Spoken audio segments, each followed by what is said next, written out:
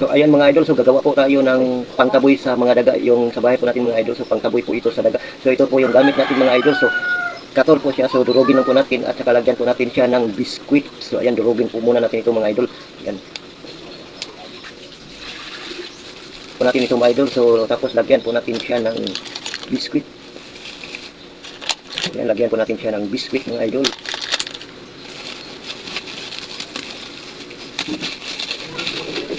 So ayan mga idol, so nalagyan po natin siya ng biskwit. Ang gawin po natin dito mga idol, so gawin po natin siyang pulbos ito. So durugin po natin siya. Ayan, durugin po natin. Ayan. So ito po yung paglalagyan natin para durugin po natin ito mga idol. Ayan, so balikin po natin dito mga idol.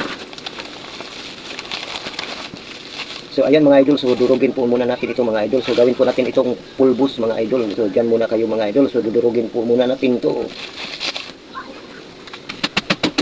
So ito na po yun mga idol, so nadurog na po natin yung katol at saka biskwit mga idol. So haluin lang po natin, ayan mga idol, haluin lang po natin. So pangtaboy po ito sa daga mga idol, so pangtaboy po ito sa daga.